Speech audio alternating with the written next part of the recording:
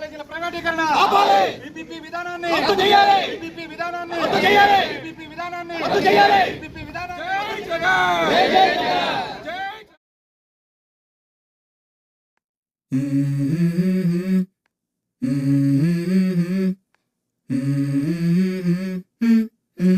Let's go. I wake up to a little bit of drool on my pillow, feel like it's gonna be a bad day. Yeah, I'm tired of shit in the car. Work, cause my boss is a jerk and I'm not even that paid. I need a change in my life, cause I don't feel alive and there's nothing that makes me happy. Hold my beer for a minute, I'm about to quit my job, cash in for a ticket. I'm going on a trip and I don't plan to visit. I'm gonna stay there till I feel like I'm winning, and this is just the beginning. I need a big change, help me feel like living. I need a big swing, home runs I'm hitting, and I'll never look back, moving on till I get it all. And we all got dreams, we all want things, but what you gonna do for it? How you gonna move for it? What you gonna be? And do you believe you can do anything? But what you gonna do for it? How you gonna move for it? What you gonna be?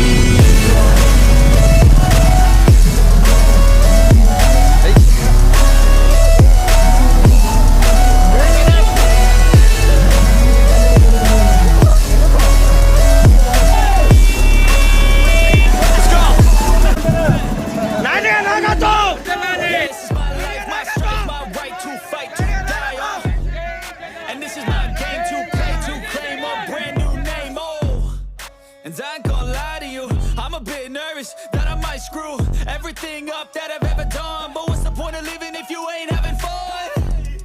I guess I'll try this, try that, might miss, gotta find what I'm good at. I guess I look here, look there, over where am I scared, where am I at?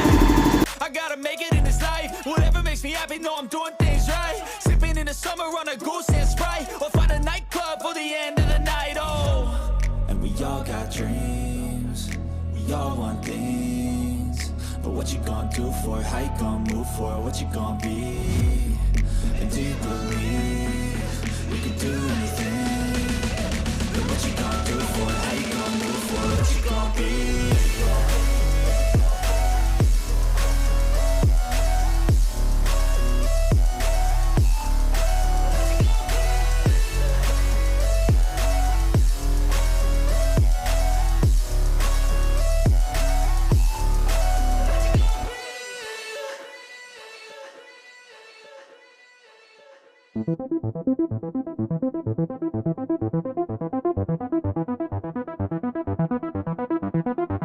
మండల కేంద్రంలోని government hospital ఉండాలి, నియోజకవర్గ కేంద్రాల్లో government hospital ఉండాలి, అలాగే జిల్లా కేంద్రాల్లో government hospital ఉండాలన్నది అప్పటి ప్రభుత్వం యొక్క నిర్ణయం.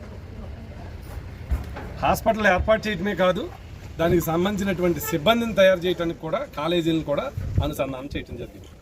అలా గతంలో ప్రతి గ్రామంలోని 10,500 క్లినిక్లని నిర్మించడం జరిగింది. ప్రతి నియోజకవర్గ కేంద్రాల్లో గవర్నమెంట్ హాస్పిటల్ని డెవలప్ చేయడం జరిగింది.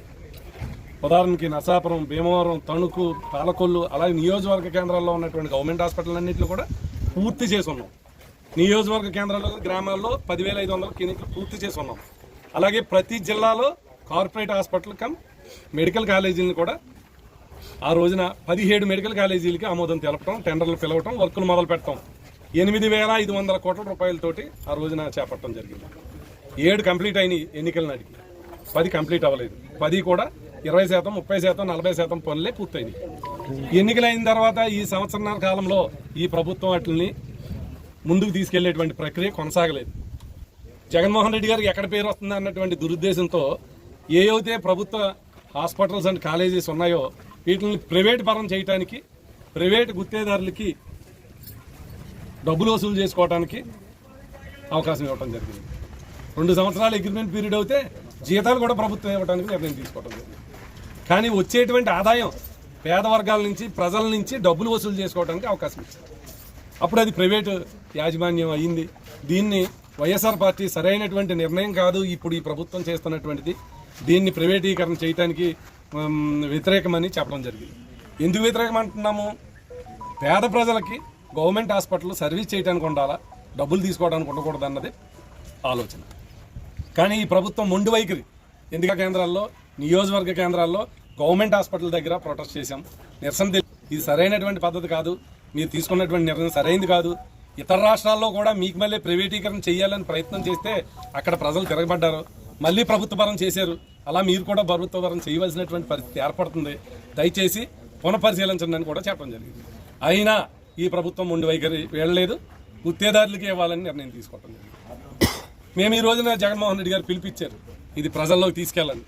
మన పార్టీ వ్యవహారమే కాదు, సంపూర్ణ మద్దతు ప్రజల నుంచి సేకరిందాం.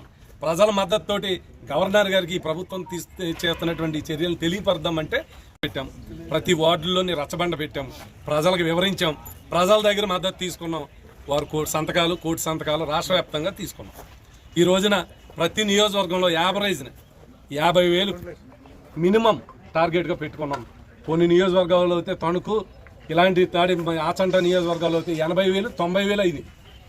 పాలకొల్లు, నరసాపురం, భీమవరం, తణుకు, తాడేపల్లిగూడెం మినిమం 50,000 పూర్తి చేయడం జరిగింది.